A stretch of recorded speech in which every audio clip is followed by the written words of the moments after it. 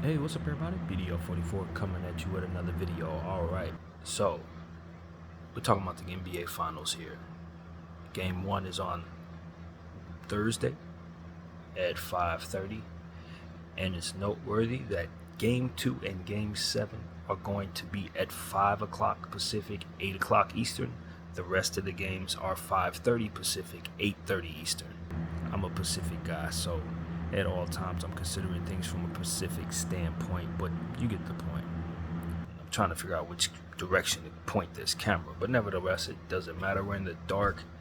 I've been studying the Dallas Mavericks and the Celtics for the past, I'd say, 45 minutes or so, and I think I'm ready to come to some type of conclusion about what I expect to happen here, and a lot of the logic is going to be broken down right here in front of you. So it's raw. As far as my point of view, I've been thinking about this for a little while now, but I've also been sharing my basketball study time with the draft. So a lot of what I've been thinking about has been more so focused on that. But I know these two teams are coming up on a final series that should be fun to watch. And with the tradition of me keeping a prediction for every series except for the Lakers series that we lost, I figured I'd do a prediction for the NBA Finals and finish off the season.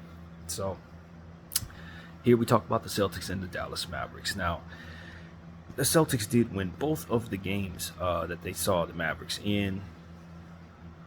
Won them pretty substantially. I watched highlights of the second one. They won by like 30-something points. But teams have changed a lot since then. Derek Lively has a more substantial role now. P.J. Washington had just gotten to the team when they played last. Gafford, same thing. So it wasn't a whole lot of what I expect to see available to see in that footage. So, the first game they played back in January, I believe it was early January, that was when Grant Williams was still on the team as far as the Dallas Mavericks. So a lot has changed since then. This team has changed a lot, the Dallas Mavericks have. I call it an evolving roster. Because of the fact that they now have those three centers solidified as prominent pieces, Lively, Gafford, and of course P.J. Washington. And so the more they play, the more synergy and gel that they have since they got those guys near the halfway point, or at the trade deadline rather. So for me, I think that that's pretty much the X factor as a whole for the Dallas Mavericks. Why they've been able to make it all the way to the finals is because they have those three centers helping on both sides of the floor, having such athleticism as to catch lobs. Lively and Gafford are a nightmare to deal with. And I think that's where I start as it pertains to the matchups. For me, if I'm the Celtics,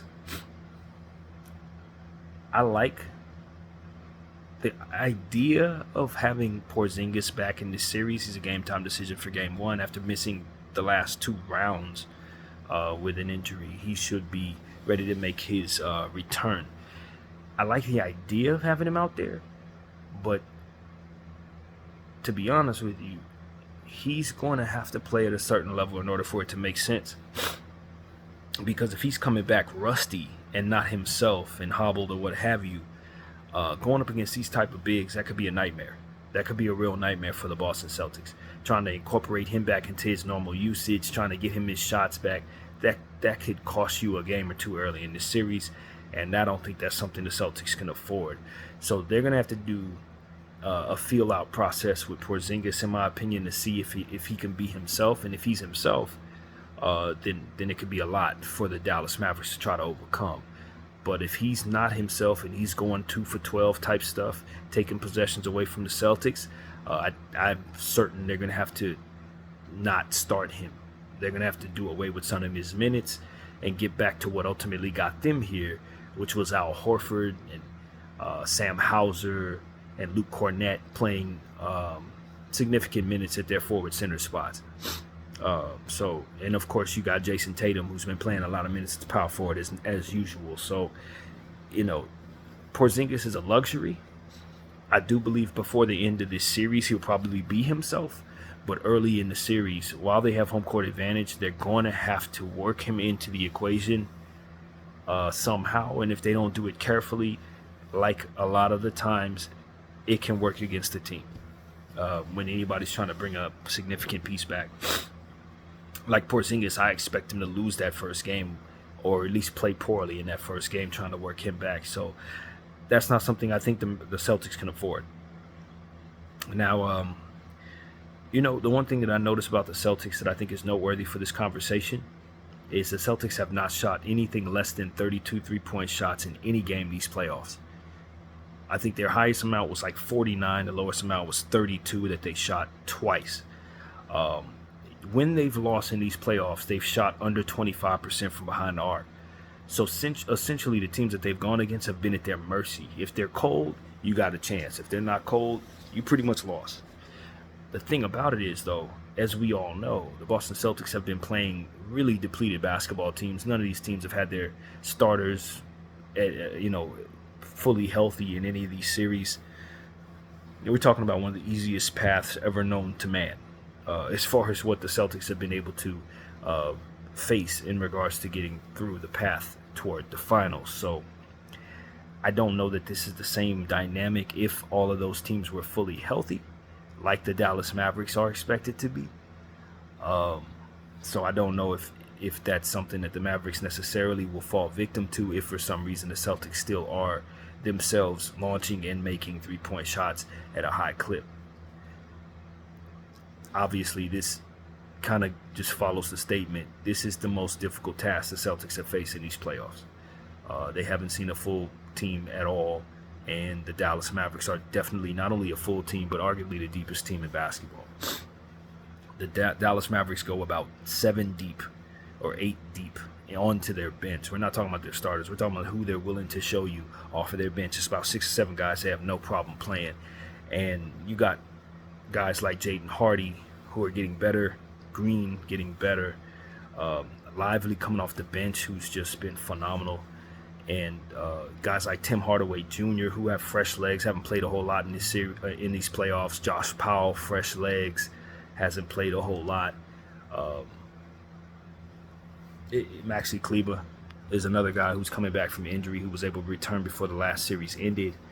I'd expect that he would play a lot better than he did in his game, Game 5, where that dynamic that I thought Porzingis could ultimately, kind of have, which is struggling on his first game back. We saw Kleber kind of struggle his first game back, but they were still able to get the victory there. So I do believe that Kleber will be a much better version of himself against the Celtics and will need to be when they play him.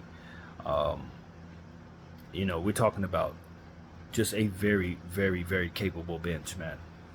And Dante Exum, he's had some huge games this season, including against my Lakers, where he had like 7 threes. So he's become a reliable player on this team as well. So I do think the edge goes to the Mavericks as it pertains to the benches. Most definitely, that's not even close. They should likely be able to sustain an injury more so than the Celtics in theory, even though the Celtics have more stars in general. Once you start plugging players away from the Celtics, it starts to become a little more difficult for them than I'd imagine the same would be for the Mavericks. The Mavericks just have more talent as a whole. So that's one thing that I'm looking at there.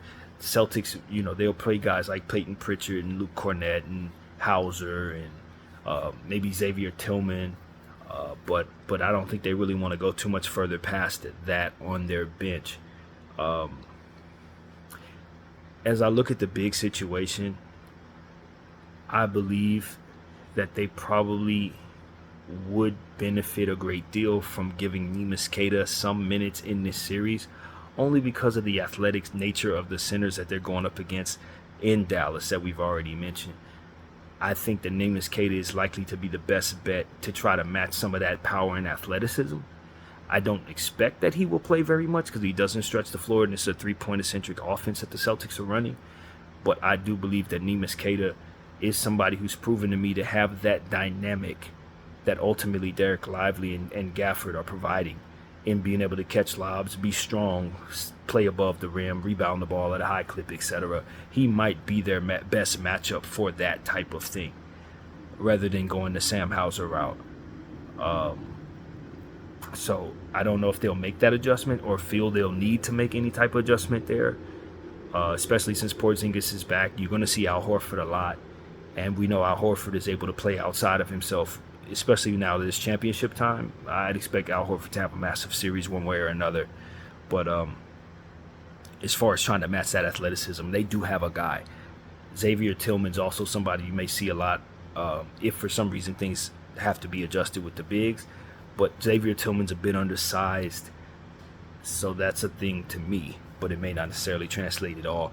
But Enes Kanter hasn't played pretty much all series, all playoffs, so the chances of him getting off the bench for anything other than an adjustment for that is something I don't expect. But just in case they need to match that fire, they do have a guy.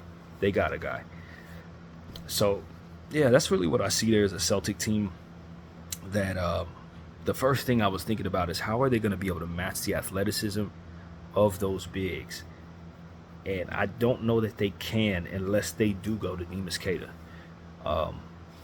So the next thing I think is worth talking about is just a superstar matchup between Jason Tatum and Luka Doncic, Kyrie Irving, and then the others of the Boston Celtics starting lineup. Jaylen Brown is obviously most noteworthy as well. Drew Holiday, Porzingis if he's himself, Derek White, who had an 8 3-point made game early in the first round against the Miami Heat, which is really crazy. They blew the Heat out, but Porzingis ended up getting hurt in that game. But I look at those stats on that game, and I couldn't believe what I saw there. 8 threes made by Derek White. So this is the type of thing that you're dealing with when you're playing against the Celtics. It's just the ability that all of those starters have. They're basically all all-stars. They're all two-way players that are going to get stops and they hit threes on the other side. So they make themselves extremely difficult to deal with. Jaylen Brown, obviously a superstar in this league. I've been critical of him at times when it comes to turning the ball over around this time of year. But we know what his strengths are. He's going to get to the line. He's going to hit threes. He's going to be clutch. He's going to use his power to get to the rim. He's going to get others involved, rebound the ball, play great defense. Just an all-around fantastic player. So you have to respect Jaylen Brown just as much as you have to respect anybody else on that team. And I do expect for him to have a huge series after winning Eastern Conference, Larry Bird Trophy, Eastern Conference MVP. So, yeah, Jason Tatum, Jaylen Brown, the star power of Drew Holiday, Derek White, and Kristaps Porzingis is extremely imposing out there, man. And given the fact that they don't want to use their bench very much, chances are you're going to be seeing those guys out there a lot, talking 33 minutes a game a piece. So that's really the crux of what the Celtics are throwing at you. You'll throw in some Peyton Pritchard off the bench. You know what I mean? If obviously Horford's going to be coming off the bench if Porzingis starts. So, you know, you're going to see a lot of him as well off the bench. But after that, maybe a little sprinkled in Sam Hauser for three-point shooting.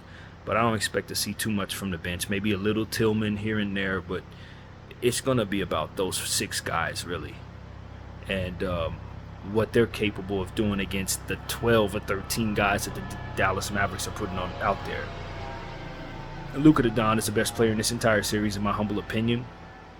Some may say that it is Jason Tatum. I think Jason Tatum is a close second behind him, but I do think Luka Doncic is a lot more capable at this point of filling up the box score on the offensive end. And I'm not going to lie to you, I've been impressed with Luka Doncic's defense, particularly in Game 5 against the Timberwolves. He was getting stops left and right.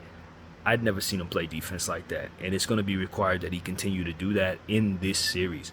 It's not going to be enough to play on the offensive end. He cannot be a liability against very capable offensive players. It's not going to be opportunities out there for them to double off of people very often because of the two-way nature and shooting ability of literally every Celtic they'll see. So I think, and I've said this before on camera, I do believe that the Dallas Mavericks benefited a great deal from being able to sag off of people like Rudy Gobert at times. Minnesota Timberwolves were a capable offensive team, but they were nothing like this Boston Celtics squad.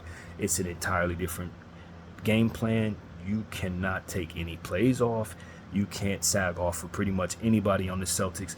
One-on-one defensive matchups and zone-like defensive sequences are going to be so important for the Dallas Mavericks to be successful. If they try to double team too often, they're going to get burnt most of the time. You just can't leave anybody. So those one-on-one matchups, however they match up, are ever so important. So Luka Doncic and Kyrie Irving, they must defend in this series. And they have done some good things defensively, but they gotta defend. And the issue that I think they could be running into is just the sheer nature of the fantastic backcourt of Drew Holiday and Derek White on both sides of the floor. Even if Derek White's having an off night offensively, he can definitely lock you up on the other side. Now, granted, we have two of the best backcourt players ever assembled. Some say the best backcourt ever assembled offensively in Kyrie Irving and Luka Doncic. So I do would think that their defense can be best represented in their ability to wear out those defenders by scoring so much. But at the end of the day, because those defenders can turn around and lock them up and then force them to play defense, it can be a very difficult situation for Kyrie and Luka Doncic, just for 48 minutes each night, trying to keep up with the people that they have to keep up with and then put pressure on them on the other side. I just think that Boston Celtics throw a lot at them on both sides of the floor with those guards. So Drew Holiday and Al Horford are the X factors for me for the Celtics. I kind of know what I'm going to get from really everybody else. Jaylen Brown, Jason Tatum, even Peyton Pritchard off the bench with the three-point shot that's going to be flying from everywhere. I kind of know what I'm getting from those guys. But if Al Horford is deadly from behind the arch and clutch on offensive rebounds and getting stops and just overall forcing Jason Kidd to call timeouts with big plays, and if Drew Holiday's offense is really clicking to where he's giving you 32, 35 points on top of everything that everybody else is doing, there's absolutely no way for the Celtics to lose this series. But if they have a subpar series and they're relying upon Jason Tatum, Jaylen Brown, Porzingis, and those guys to play well because they are only playing but so well, I don't think that the Celtics are in the greatest position to dominate the series. It's not just about the fact that they have the talent, but their talent has to show up every game against a very, very potent Dallas Mavericks team that really does play fantastic defense and will put a lot of pressure on those bigs to rebound the ball. Gafford plays above the rim. Derek Lively's turned into a very, very serious lob threat and rebounder, shot blocker. He did go down in the last series with a head injury and had that injury touched up, so to speak, in the previous game, but he did finish that game. And of course, it's been a week since anybody's played ball, so I'd hope that he's healed up. But I would not be surprised if Porzingis or Al Horford touch up that head once again, try to test it out. The Dallas Mavericks are not the same team without Derek Lively, so it's going to be important that they keep all three of those bigs on the floor healthy all series long. PJ Washington's three-point shot must return. He's been highly inconsistent from behind the arc, highly inconsistent with his scoring. Some nights he'll go for 25, some nights he'll go for 7. Because of the nature of the Boston Celtics' two-way ability up and down the roster, it is so very important for PJ Washington to be consistent in this series, not only on the defensive end, but he's going to have to score. They're going to need his scoring, and they're going to need it a lot. It can't just be two people scoring, Luka Doncic and Kyrie Irving in this series. That's not going to work. That'll work against Minnesota. That may work against the Clippers and the Suns. But against the Boston Celtics, because so many people are capable of dropping 30 on you, you really need the Derrick Joneses and the PJ Washingtons and all those other guys to really up their play and play good on the offensive end. You have to match that scoring potential. So that's what I'm going to be paying attention to. I don't worry so much about Gafford and Lively and their scoring. They're generally lob threats, basically. They're going to dunk everything in offensive rebound, put back, stuff like that. But PJ Washington's the one that's playing the perimeter, and he's going to have to hit that shot because you best believe the Celtics are going to. That's what it really comes down to. You cannot underestimate just how much offense is coming at you from that Celtics side of the ball, especially if Porzingis is going to be himself. You can't have PJ suck out there. It just can't happen. So that's where this series gets a little tricky for me in regards to Dallas.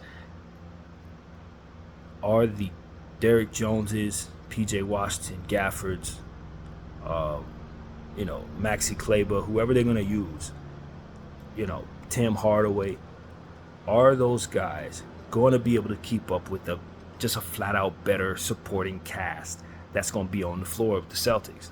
They're just better. You have to play above yourself to keep up with Derek White, Porzingis, Horford, Pritchard, Jalen Tatum, etc. It just cannot be Luka Doncic and Kyrie Irving. I cannot stress it enough. If Kyrie and Luka walk away with 33 apiece and nobody else does anything, they're going to lose about 20 points. You just need Derek White tonight, Derek Jones in this series. You need PJ in this series. And if they do not show up, Maxi Kleber, they need to show up, man. So that's really what it comes down to. Obviously, we got to talk about Kyrie Irving and his history with the Boston Celtics. Of course, he played for the Celtics. Things did not work out. He made promises that he would stay with the team and ultimately did not. Ended up stumping on Lucky's eye, which is the emblem of the Celtics. He literally stepped on it, his blinked eye and kind of like smudged it out with his foot, and literally hasn't beaten the Celtics since. Like he hasn't won a single game against them ever since then. And so that is something that you hope isn't a bad omen going into this series. They are going to give him hell in game 1 and game 2, and of course as they return to the series, assuming this goes past 4, you expect for him to be booed every time he touches the ball, and he's going to have to react very well to that. They're going to scream stuff at him, and they're going to call him everything but a child of God, and he needs to be ready for that. And he can't have an off night in Boston and expect to win this series. If you can't play well there, and if you can't win there, you might as well just hand him the trophy. That's really that simple. Now, one thing I said about the Dallas Mavericks that has been evident to me since the beginning of the playoffs is I think they've been slaying dragons the whole time. I do think the Boston Celtics are a better team. I thought the Clippers were going to beat them. They didn't. I thought it was a damn good chance Minnesota beat them, even though I chose them to beat the Minnesota Timberwolves. They did away with them. OKC, I did pick them to beat OKC, but OKC has been a number 1 seed all season long. They've been slaying dragons all playoffs long. They are far, far more battle-tested than the Boston Celtics. Far more. And so this is just another dragon that they have to slay, another team that potentially is a lot better than them, that they're going to have to beat on their road to the championship if they're going to win it. And on the other hand, the Boston Celtics have been to 6 Eastern Conference Finals over the last several years and have yet to win an NBA championship. They did run into the Golden State Warriors a couple years back, and the Golden State Warriors did defeat them in the finals. How many times is this team going to be knocking on the door before they finally overcome? Jason Taylor and Jaylen Brown, has anybody ever had more success than them without winning a championship? I don't think so. So at some point in time, you have to expect that they're going to get through this. They're going to get over the hump and finally get a championship. The problem that they're running into is the best player on the floor is on the other team in Luka Doncic. And Luka Doncic's scoring ability and shot making is pretty much second to none at this point. Some of the stuff that we were seeing him do, even with a hobbled knee in the last series, was unbelievable. He's going to fill up the box score really no matter what.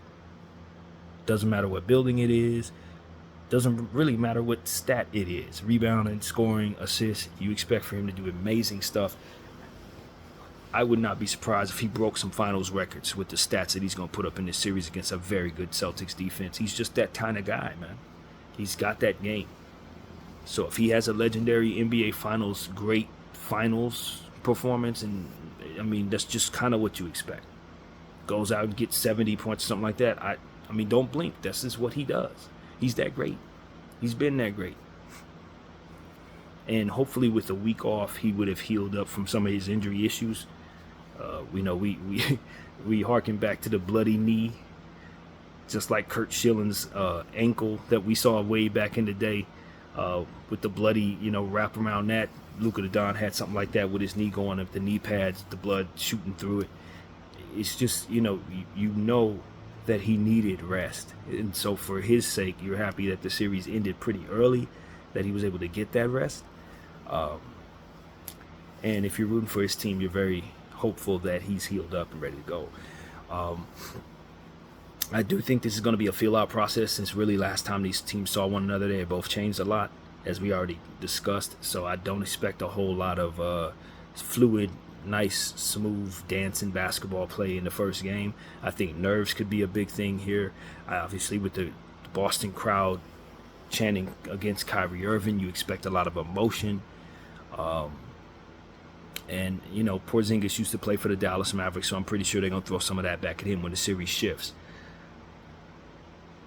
Jason Tatum, I think, is at his best when he's assisting the basketball, on top of picking and choosing his spots wisely. When Jason Tatum has more than 10 assists, his team doesn't lose. When he's looking for me ball, that's it. I'm doing the jump shot thing, overshooting the ball, not necessarily getting to the line, settling for mid-range jumpers, weird shot selection and stuff like that. He plays right into the hands of the defense. So he's going to have to be smart, Jason Tatum. It's that simple. If Jason Tatum does not play smart ball, he can walk away with his stats. But if he takes bad shots, if he has lapses, it will play right into the Dallas Mavericks' hands, man. These are the times where people look at Jason Tatum and ask if he's really that guy. And most of the time, he's close to it, but never quite gets the cigar. He never quite gets over that hump. Will this be the series? That's the question. Will this be the series that Jason Tatum shows that he is, in fact, a clutch player? He is, in fact, an NBA champion. He is, in fact, somebody that you need to consider for best player in the world. Because right now, he's not there. But this series, he can change that. So we're definitely going to be paying attention to Jason Tatum, following the footsteps of Kobe Bryant, just like Kyrie Irving. I'd imagine, that spirit is going to be heavy over this series with both of those players looking for a championship. And, we're going to see who really is that guy as it pertains to who's going to capture this championship. Can Kyrie Irving win a championship without LeBron James? You know what I'm saying? Can Luka the Don be one of the youngest superstars of his caliber to ever win an NBA championship? Can Drew Holiday win a second championship in the same conference? Because he obviously won one with the Milwaukee Bucks. Can he have a better playoff series this year in these finals than he was last seen with the Bucks, where they ultimately saw him have a bad playoffs and ended up trading him away? Drew Holiday can't have a bad series and expect to beat this team. That's not going to happen. He can't be getting cooked out there. He's a fantastic defensive player, so you don't expect him to get cooked out there, but you're going up against Kyrie Irving, you could very well get cooked out there. And there's no shame in that. But just the same, it can't happen. He's going to have to be a star in this series in order for the Celtics to win. Because I know Kyrie's coming strong, and Luka the Don is going to be Luka regardless. So this is going to be a tough series, man. I see a lot of what-ifs. A lot of things that can go wrong. Injuries can obviously tell the story, especially for the Celtics, in my opinion, who are not a very deep team. And adjustments are important. Jason Kidd going up against Joe Mazzulla, I definitely give the coaching edge to Jason Kidd. Jason Kidd's been doing a phenomenal job all season. I think Joe Mazzulla's been improving some. He's had a better playoffs than we'd expect. And maybe some of that has to do with the path and some of these injuries that have been stricken to the other team. But this team, Celtics, have not been tested. With all due respect to everyone they've seen, they ain't been tested, man. And so this is where the test begins. Going up against Luka the Don and Kyrie Irving, two of the best players the game has literally ever seen, man. Two of the most talented people we've ever seen. And so I'm curious to see what Mazzulla wants to do with the rotations, man. I'm not going to pretend to know what the matchups are, but I'd imagine Derrick Jones Jr.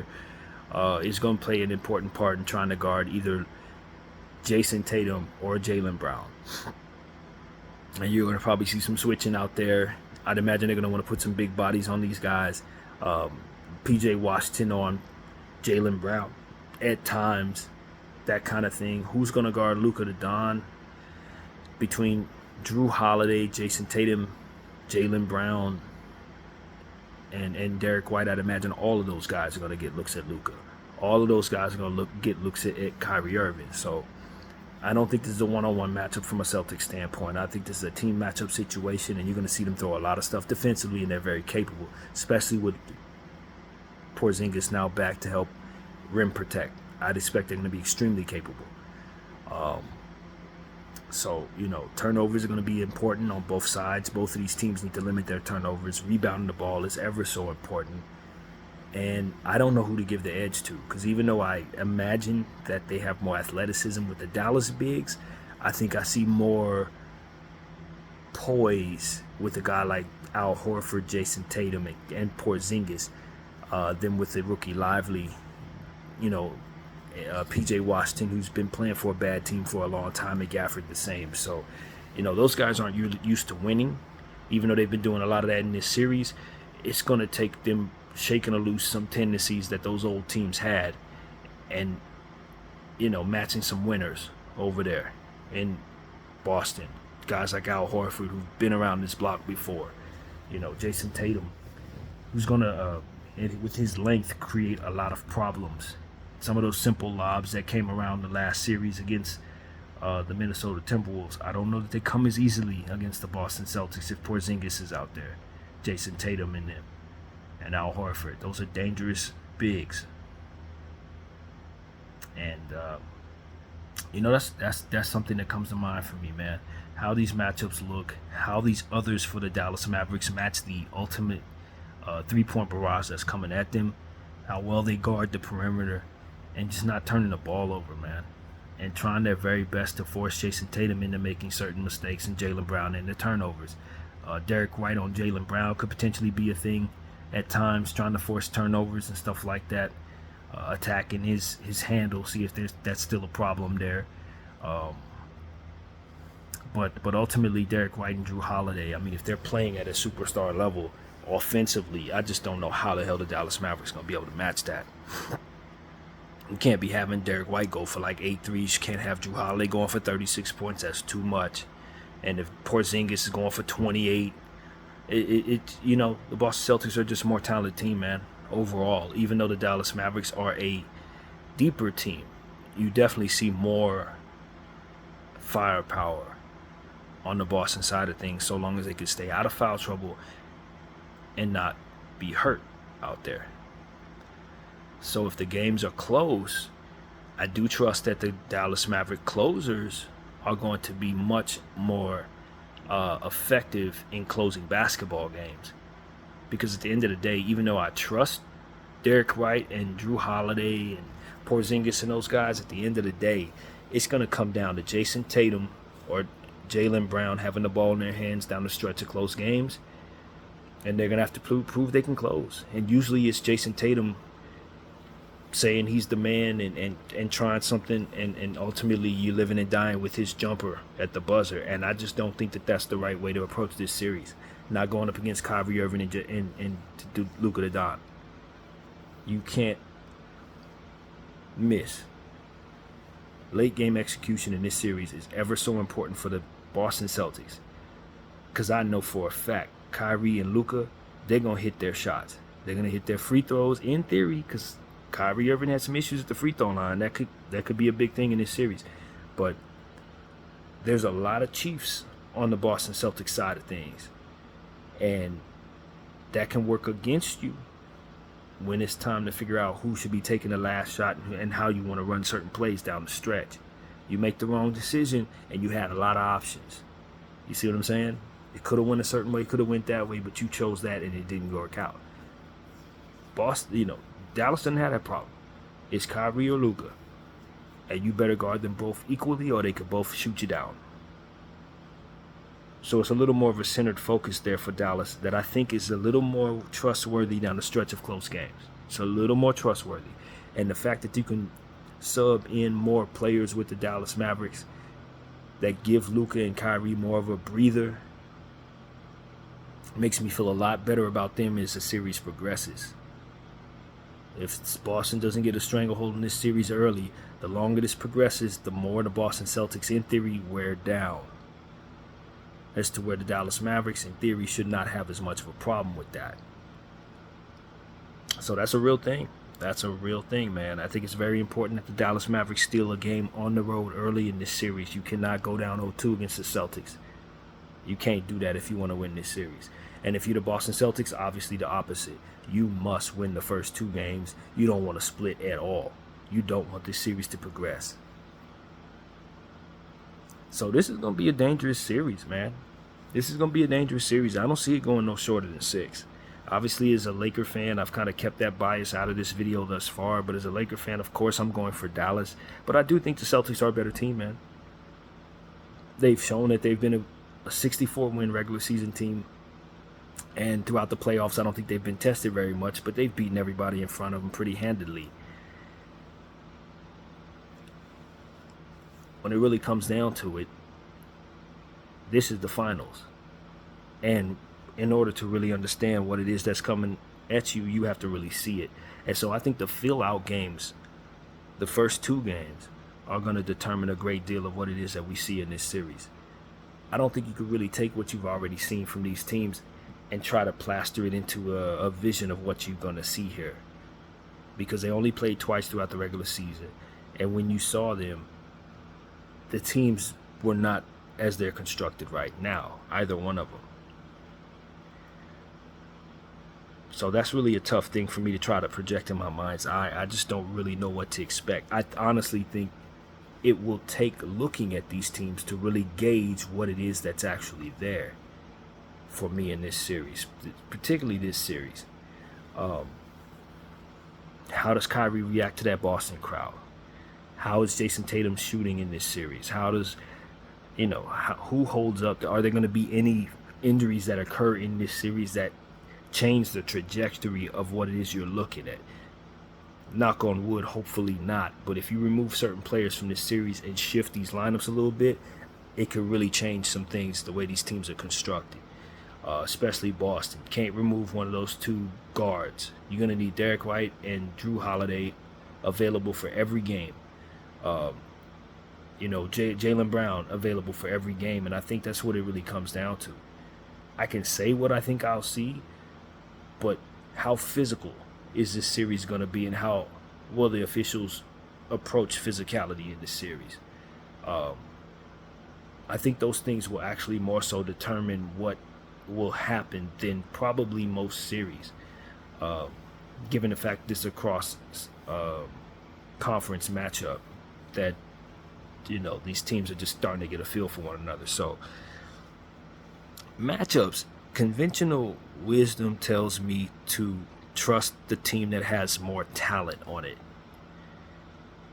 But that is skewed by the nature of how many players are going to be used from one side to the next. The team with more talent is using fewer players. The team with the best player has more players to use. So the even nature of what this actually boils down to, when I look at it, it's not as simple as the other series that we looked at as it pertains to predicting these series. I think Dallas's defense could potentially tell the story, though. How quickly they adjust to the idea of needing to guard everybody from everywhere. If they don't adjust well to that, the series goes to Boston. How well do you play from possession to possession? Who gets in foul trouble, and how much foul trouble is going to determine the rotations of a Boston Celtics team that is not really interested in playing too many players. It's a lot to look at, man. It's a lot to look at. But at the end of the day, it's just going to come down to who imposes their will, who's able to take advantage of home court. So that's really what I have to say, man. I want to make a prediction here, but I honestly am not certain where I'm going with this. I'm just going to be honest with you. My gut is probably telling me that the best player with the deeper team is the team to pick, and that's the Dallas Mavericks. The Boston Celtics have so much talent and so much to deal with, or so much to throw at the Dallas Mavericks that they will have to deal with. that you can feel very comfortable and very easily saying the Celtics gonna win the series too. Derek White and Drew Holiday are just so much of an X factor for me. Even if Jaylen Brown and Jason Tatum have bad games, if those guys go off and throw in a lot of Porzingis, you can still win games without them even playing well. And I think that really works in the Celtics' favor. But I don't know how many times you're going to see that against this Dallas Mavericks defense. See, that dynamic works in the Eastern Conference when you're going up against depleted teams and you can run them off the court. But when you haven't played anybody really good and then you run into this Dallas team who is so much better defensively than they are given credit for, who have so much energy with that front court center position and those three guys that just keep coming at you. That's why I think the Dallas Mavericks are the team that I'm going to pick to win this series. As concerned as I am about Derek White, Al Horford, Porzingis, and Drew Holiday, the Fantastic Four that I think really could determine the Celtics winning a championship or losing it depending on how well they play, it's the energy of the front court of the Boston Celtics that makes, of the Dallas Mavericks that makes me think the Dallas Mavericks are going to have just enough to match what that should be. Derek White, PJ Washington, Daniel Gafford, Derek Lively. That's a lot of energy, a lot of young bones being thrown at Porzingis, who's coming off injury, Al Horford, who's a bit older, and Sam Hauser, Neemias Queta, if they want to play him, Xavier Tillman, if they want to play him. You see what I'm saying? That front court is going to put a lot of pressure on that Boston Celtics team. And while the Celtics dynamic that I think can scare you may win you 2 games, I don't think it's good enough to win you 4 when you're going up against that dynamic and then those 2 damn closers there in Kyrie and Luka. See, that's the problem. For every bit of what the Boston Celtics are bringing to the table with Porzingis and White, Holiday, Horford, it comes down to those 5 canceling the other 5 out. The Lively, Gafford, Derek Jones, PJ Washington. They're going to cancel each other out in a way. And then it's just left with Kyrie, Luka, Jaylen Tatum. And I'm rolling with Kyrie, Luka because I just trust them more. I trust them more. Even though Jason Tatum and Jaylen Brown have been to the Eastern Conference Finals so many times in a row, I still think they've benefited so much from a bad Eastern Conference. They've been beaten up on horrible teams all year long. That's not impressive as what the Dallas Mavericks have been doing. And so if it really comes down to it, and granted, health is everything, because if Luka Doncic has another issue with the knee, or if Kyrie goes down, all this goes out the window.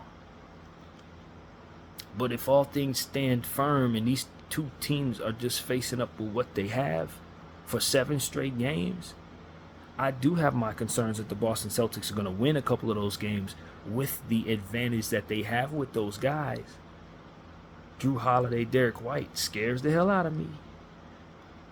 But I think energy of that front court is what's really going to be the problem here. It's the Lively, Gafford, Derek Jones factor that really is what I'm thinking is going to win this series. I just think that's too much energy, y'all. That's too much above the rim energy, too many offensive rebounds, second chance opportunities for very, very efficient shooting. You can't give extra possessions to this Dallas Maverick offense. You just can't. So how well can Al Horford and Porzingis rebound the ball? Jason Tatum, Sam Hauser, how well can they rebound the ball? And will the Boston Celtics have elite 3-point shooting nights every night in this series? Because if the Boston Celtics can shoot above 40%, with the volume of threes that they shoot, it's going to be very difficult for the Dallas Mavericks to keep up. That's going to be the saving grace for the Boston Celtics. Being very, very sharp defensively and then just flat out hitting shots. But the Boston Celtics have had so many lapses this season in certain situations where they go on struggle runs where they just can't hit a shot. Or these circumstances where Derek White goes 4 for 11. That type of stuff. Now, granted, a lot of that, from what's in my mind's eye, doesn't have Porzingis out there. Porzingis can be the X factor there. If those guys are struggling and he's going for 40, no problem. Boston wins. So you see stronger weapons with the Celtics. But how much energy is Porzingis providing? Fresh off injury. How much energy is Horford providing this late into a season? A year, what? 14? How many years he been in the league? 15 years, something like that. How much energy am I expecting from those front court guys versus what I know I'm getting from Gafford and Lively? And Derrick Jones Jr., who's going to play defense, who's going to come up with a loose ball and fast break dunks and stuff like that. You know what I mean? So that's what it really comes down to. The two are very, very even teams. I do believe this thing is going 6 or 7. If I have to zero in on a number, I've been thinking the number 6 all day long as it pertains to this series. But it can just as easily go to 7. But I'm going to say 6. I'm going to say 6. I think they can potentially have multiple overtime games in this series. I do think the Celtics are going to get plenty of pound of flesh out of this Dallas team that, that I believe they could be better than. But Dallas has been beating teams that I think they are better than all season long. All playoffs long, rather. They've been slaying dragons one at a time, man. And so the Celtics are just another dragon that they're going to have to slay. And it's going to be the toughest one yet. But they're battle-tested. And in my opinion, the Celtics are not. So how well do the Celtics adjust to having the difficulty turned up on them is the question I have for the Celtics. Because the Pacers didn't get nothing. You didn't face nothing with the Pacers. Halliburton missed half the series. You didn't face nothing with the Heat when you didn't have to deal with Terry Rozier or Jimmy Butler. You didn't face nothing with the Cavaliers, who had Mitchell missing half of the series and more or less were, with a coach 1 foot out the door. I mean, at the end of the day, Celtics ain't been tested. And the Clippers, Thunder, and Timberwolves gave the Dallas Mavericks a lot to deal with. And they overcame all of it. So I'm saying Dallas in 6. Maybe it's my Laker bias. Maybe. I won't rule that out. But I'm telling y'all, I just trust Kyrie and Luka a little more than I trust Jaylen Brown and Jason Tatum. In fact, a lot more down the stretch of basketball games. And when it really comes down to it, though the Celtics are throwing a lot at you with those other surrounding players who could very easily win a game for those guys, I don't know if they can win 4. And they're probably going to need to in this series. Because Luka Don and Kyrie Irving are probably going to be superstars every single night. And I don't know that Jason Tatum, Jaylen Brown are going to be able to match that fire. So it's going to take those other 5 being superstars every night for the Celtics to win this series. And I just am not counting on that every night. Not when Porzingis is not fresh and healthy. I don't trust that. So that's what I'm saying, man. That's what I'm saying. I'm not putting any money on this.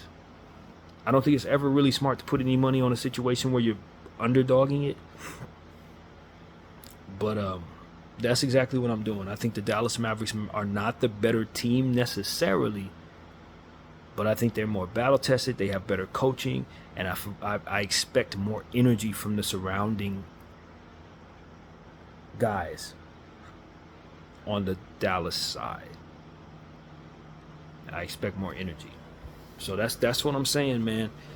Drew Holiday and Derek White have their hands full. They must guard 2 of the best players in the world, and they must match the offense as well. Scoring is going to tell a lot of what happens in this series, but I do think that both teams are capable of scoring so long as P.J. Washington keeps up his end of the bargain. No more 7-point games for P.J. Washington, or this series most definitely will go the Celtics' way. P.J.'s the X factor for me on Dallas, man. So, Dallas in 6 is what I'm going to land on. Dallas in 6 is what I hope it'll be as a Laker fan. And we'll see how it goes, man. This is going to be a fantastic series, man. Kyrie Irving is going to have to deal with adversity of which he's never seen. That I know. The Celtics are a proud bunch. They've won 17 NBA championships. And They know what they're doing as a franchise. Lucky is a very proud guy. So when you step on him, it ain't good luck. You got to really overcome that, Kyrie. BDL 44. I thank y'all for watching. Wow.